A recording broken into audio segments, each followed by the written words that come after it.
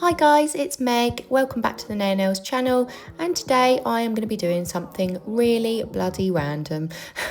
I saw a picture somewhere and I thought, yeah, we're doing it.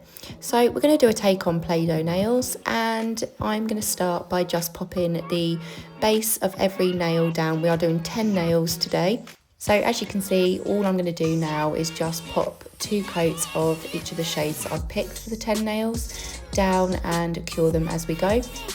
If you'd like to purchase any of the colours that I've used in today's video, then check out the description box. There's a link there which will take you to the website and you can purchase them there.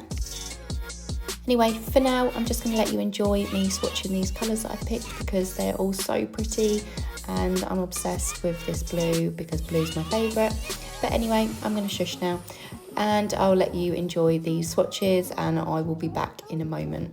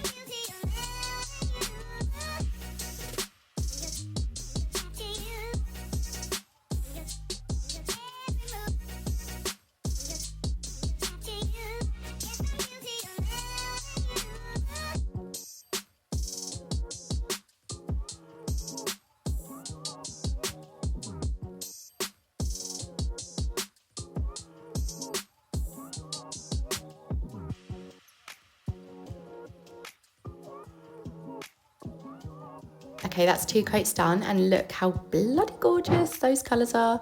Obsessed, it's giving like primary colours. So we're going to do a matte top coat now because the set is going to be a matte set.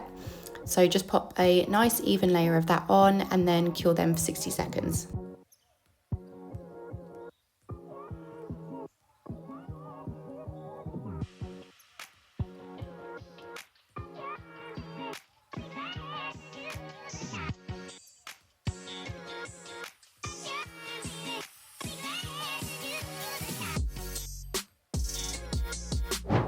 Once you've done that, I'm going to place a little bit of glue and that is just going to help my acrygel beads and shapes to stick because I found that on top of the matte base it wasn't sticking very well before I cured it obviously, and I needed it to stop moving around and slipping. So I did pop a little bit of glue, then I kind of like air dried it for a couple of seconds and then I used my acrygel and just popped it on top.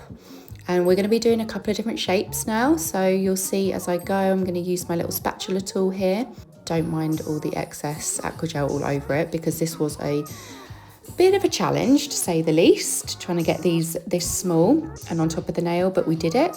And you can see here that I have popped a circle, a little square, or actually I'd say it's a rectangle, and then we're going to do like a swirl on the bottom of this one. Once you've cured that and it's nice and firm and stuck to the nail, you're going to take Azure, which is the blue that we used earlier, and go over the swirl pattern.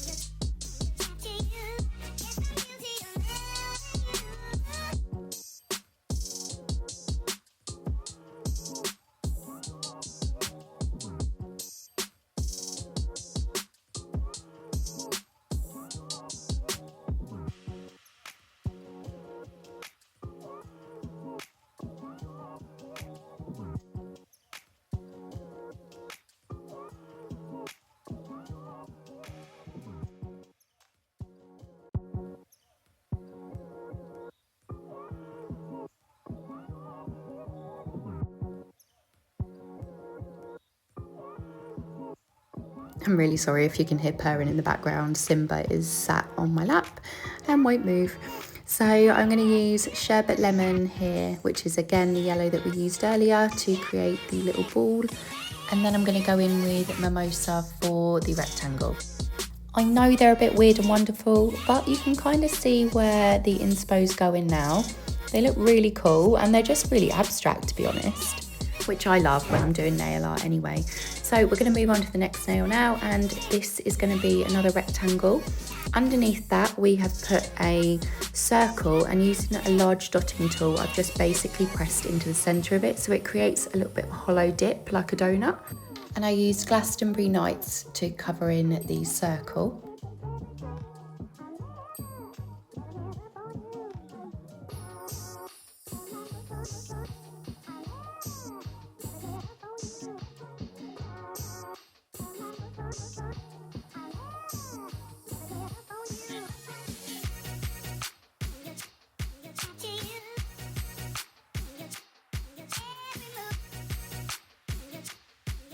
Just make sure that you go around all the edges with a fine liner brush just to make sure you didn't miss any corners. Then I'm going in with sherbet lemon again to cover in the rectangle. I have used this yellow throughout the set just because I found that it looked the best against the other colours.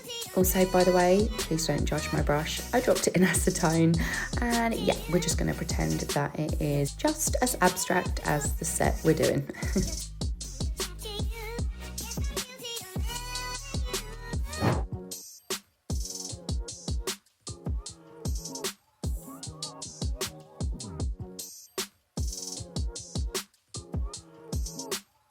Okay, just make sure you top coat these with a gloss top coat and try not to get it on the matte top coat because obviously that's going to ruin the vibes. And then you want to cure that for 60 seconds, and we have only done 2 nails with 3D designs because I just feel like it keeps the colour on the other nails looking really vibrant, and I think it's kind of like one of those less is more sets in regards to design, not the colour, that is. They look really cool. So now we're on to the second hand, and I'm using this gorgeous orange shade for the thumb.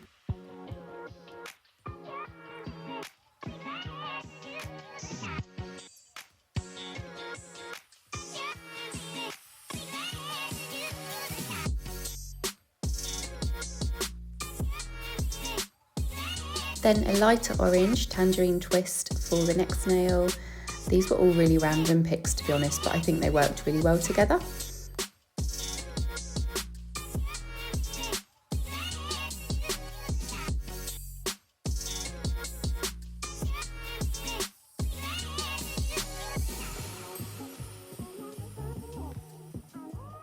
Then Glastonbury Nights, which I used earlier in one of the designs.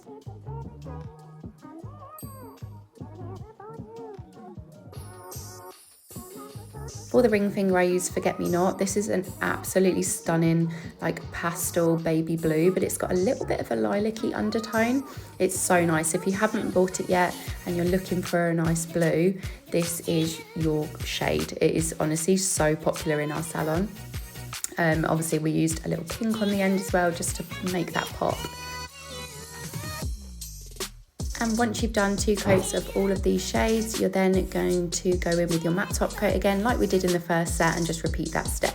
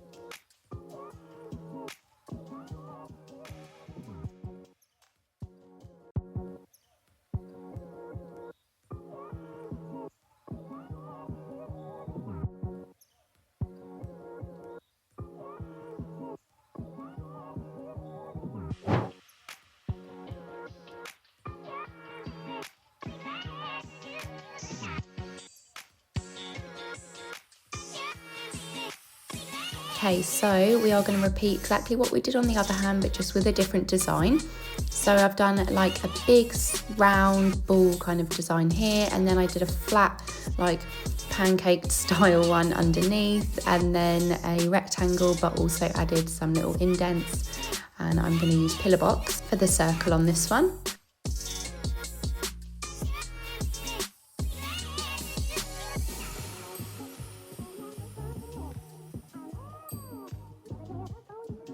Then we're using peppermint, which is a really nice minty shade for the little random rectangle indented thing that I did.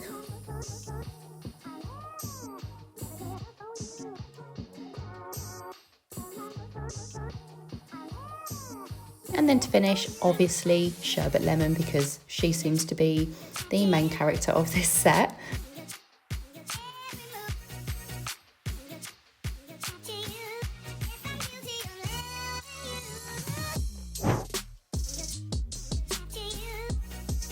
Onto the last nail, and we're going to do a square at the top of this one, and then we're going to do another circle with a dip in the middle and a swirl at the bottom.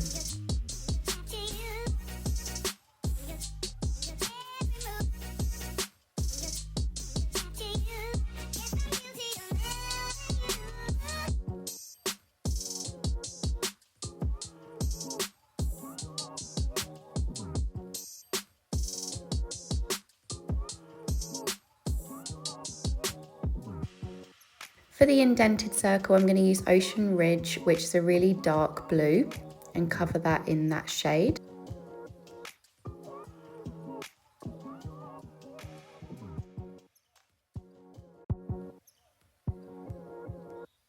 And now I'm going to use ectoplasm for the square at the top, which is really, really cool against the Glastonbury Night shade. I think they bounce off each other really well.